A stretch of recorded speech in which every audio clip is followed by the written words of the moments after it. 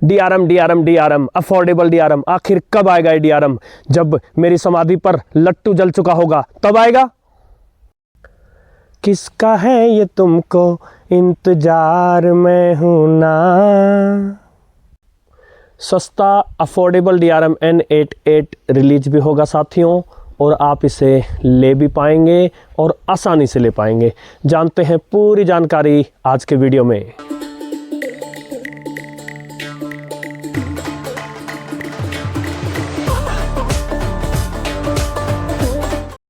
साथियों नमस्कार, स्वागत है आपका आपके चहेते इस रेडियो चैनल पर। तो एक मिनट में पूरी कहानी को एक बार फिर से जान लेते हैं, मामला क्या है। तो साथियों, जैसे जैसे दुनिया एनालॉग से डिजिटल की तरफ बढ़ी, टेलीविज़न डिजिटल हो गया, लेकिन रेडियो, क्योंकि उसकी प्रसिद्धि को टेलीविज़न ने रोक दिया था, तो इससे पहले रेडियो डिजिटल होता जो है, रेडियो की प्रसिद्धि ही कम हो गई। किंतु फिर भी सभी देशों ने ये तय किया कि हम रेडियो को डिजिटल की तरफ ले जाएंगे, लेकिन किसी एक फॉर्मेट पर स्वीकृति नहीं हो पाई। जहां अमेरिका में HD, यूरोप के कुछ देशों में DAB रहा, तो यूरोप के कुछ दूसरे देशों या भारत में DRM की तरफ भी गए। अंतर सिर्फ इतना है कि जो आप traditional FM, medium wave, short wave ये रेडियो स्टेशन सुनते हैं, ये पीछे से एनालॉग सिग्नल आता है और रेडियो जो है इस एनालॉग सिग्नल को पकड़ लेता है। DRM में या HD में या DAB में, इन सभी में डिजिटल सिग्नल आएगा, जिसमें कि डिस्टॉर्शन कम होती है, सिग्नल ज़्यादा साफ आता है।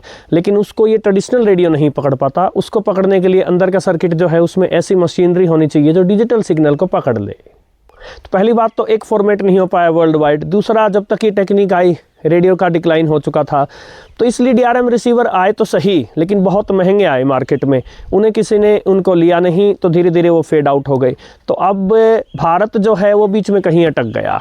एक तरफ तो रेडियो को धीरे धीरे DRM पर लाने का प्रयास होने लगा, दूसरी तरफ सुनने के लिए DRM रेडियो नहीं थे।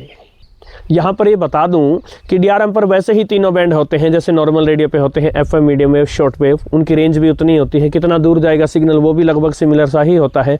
तो भारत में तय किया गया कि FM को एनालॉग ही रखेंगे।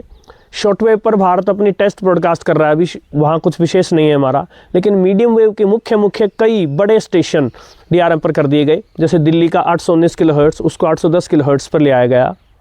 तो इस प्रकार भारत में DRM की स्थिति ये है कि जो मुख्य बड़े बड़े मीडियम वेव स्टेशन हैं, उनकी मुख्य फ्रीक्वेंसी से 9 किलोहर्ट्ज़ कटा दे, वहाँ उनका DRM का प्रसारण होता है। किंतु DRM या तो गाड़ियों में है और या फिर रेडियो लोगों के पास है ही नहीं।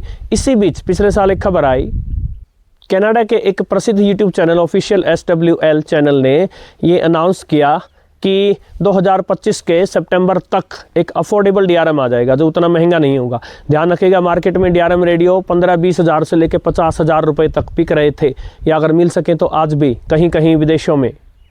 साथ ही पता चला कि अमेरिका की कोई सोलर ग्रूव सॉल्यूशंस कंपनी है, जिसका भारत में जो ब्रांच है शेमिस ग्रूव सॉल्यूशंस, वो दोनों मिलकर के भारत के बेंगलोर में इस रेडियो को बनाएंगे। सितंबर में जब ये रेडियो रिलीज नहीं हुआ, तब मैंने कंपनी से संपर्क साधा और फिर आपको बताया था कि दिसंबर तक आ जाएंगे। लेकिन साथियों, दिसंबर भी चला गया। तो अब मैंने इस कंपनी से फिर से संपर्क किया, तो पता चला है कि न केवल DRM रेडियो आएगा, अपितु आप भी उसे ले पाएंगे। कैसे, कब? तो सबसे पहली और सबसे बड़ी बात ये कि पिछले साल वेव्स समिट हुई थी भारत में। मोदी साहब स्वयं गए थे इस समिट में। उस समिट में जो ये N88 मॉडल है, जो सोलर ग्रूव सॉल्यूशंस जो प्रॉमिस कर रही है कि हम अफोर्डेबल DRM लाएंगे, इसको डिस्प्ले किया गया, यानी कि आएगा तो ज़रूर। दूसरा, ये कहानी समझ में आ रही है कि भारत सरकार का जो मेक इन इंडिया इनिशिएटिव है, उसका कुछ ना कुछ इससे लिंक है। आवश्यक नहीं कि सरकार स्वयं ही इसे बनवा रही है, लेकिन उस इनिशिएटिव के कारण ही ये संभव हो पा रहा है। और तीसरी सबसे बड़ी बात ये कि सोलर ग्रूव सॉल्यूशंस ने ऑफिशियली ईमेल के थ्रू, मैंने उससे संपर्क किया था, तो उन्होंने बताया है कि अब जनवरी के एंड में 29-30 जनवरी को BES एक्सपो होगा दिल्ली में। यह है ब्रॉडकास्ट इंजीनियरिंग सोसाइटी BES। इस एक्सपो की वेबसाइट का लिंक और सोलर ग्रूव का लिंक ये सब मैं डिस्क्रिप्शन में दे दूंगा। तो वहाँ कंपनी ये प्लान कर रही है कि एक बिग लॉन्च किया जाए, यदि संभव हो पाया तो। यदि सब सही चला तो कंपनी का प्लान ये है कि वहाँ एक बिग लॉन्च किया जाएगा जनवरी एंड में दिल्ली से। तो आप में से जो दिल्ली या दिल्ली के आसपास रहते हैं वो प्रगति मैदान में मैं वेबसाइट दे दूंगा, उसको चेक करते रहें और उन तारीखों को वहां जाकर संभवतः N88 को देख भी पाएंगे।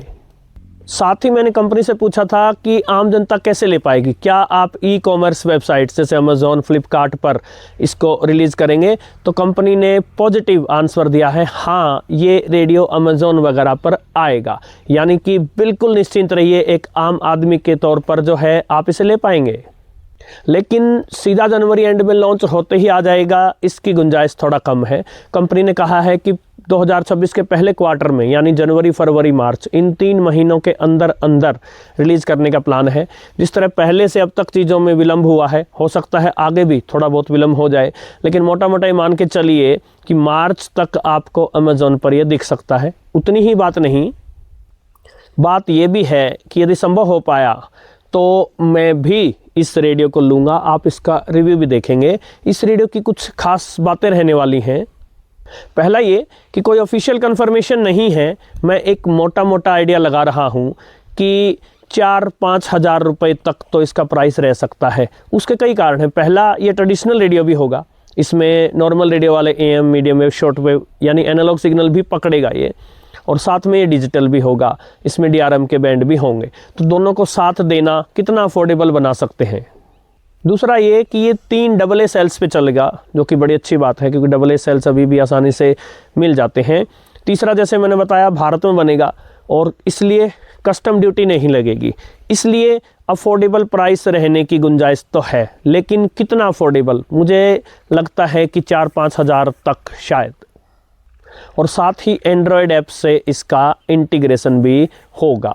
तो साथियों, प्रतीक्षा करते हैं पहले जनवरी एंड की, BES जो एक्सपो है उसमें ये दिखाया जाए, और कुछ साथी हो सकता है आकर हमें इनपुट्स भी दें। और साथ ही प्रतीक्षा करते हैं कि कब ये अमेज़ॉन या दूसरी ई कॉमर्स साइट्स जो हैं उन पर अवेलेबल होगा। तो इसी प्रॉमिस के साथ कि DRM तो आएगा और अफोर्डेबल भी रहेगा, आपको भी मिलेगा। मैं चलता हूं साथियों, वीडियो पसंद आया है तो लाइक, शेयर, हाइप कर दीजिएगा, चैनल को सब्सक्राइब कर दीजिएगा। आपका विशेष आभार। नमस्कार।